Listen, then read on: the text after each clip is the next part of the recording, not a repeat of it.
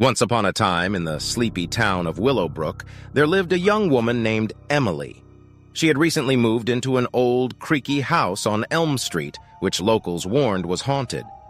Despite the warnings, Emily didn't believe in ghosts or the supernatural. She regarded the rumors as mere folklore designed to scare gullible people. However, her skepticism would soon be put to the test. On her first night in the house, strange sounds echoed throughout the halls. It began with faint whispers but soon escalated into blood-curdling screams. Terrified, Emily convinced herself it must be the wind playing tricks on her mind.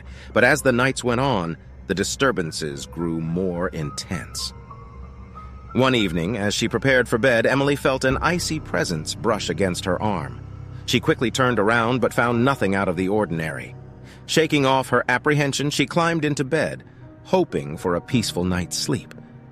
As Emily drifted off into slumber, a chilling voice whispered in her ear, "Get out."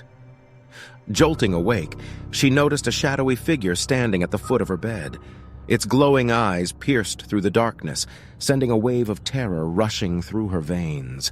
Unable to flee, Emily summoned her courage and demanded to know what the ghost wanted. To her shock, the figure replied, "This house is cursed. You must leave before it consumes you, too." Curiosity mingled with fear, and Emily decided to dig deeper into the house's history. She visited the local library and found a dusty old newspaper from years ago. It told the tragic tale of the previous inhabitant, a man named Henry, who had murdered his entire family in that very house. Determined to unravel the truth, Emily reached out to locals who remembered Henry's reign of terror. One elderly woman mentioned a hidden room in the basement where he supposedly conducted sinister rituals. Armed with this newfound information, Emily ventured into the basement. Her flashlight's dim glow pierced the pitch-black corridor, revealing an ominous door covered in mysterious symbols and sigils. Gathering her courage, she pushed it open. Inside, she found a room filled with ancient relics, pentagrams, and cursed artifacts. The air felt heavy with malevolence, and an overwhelming sense of dread washed over her.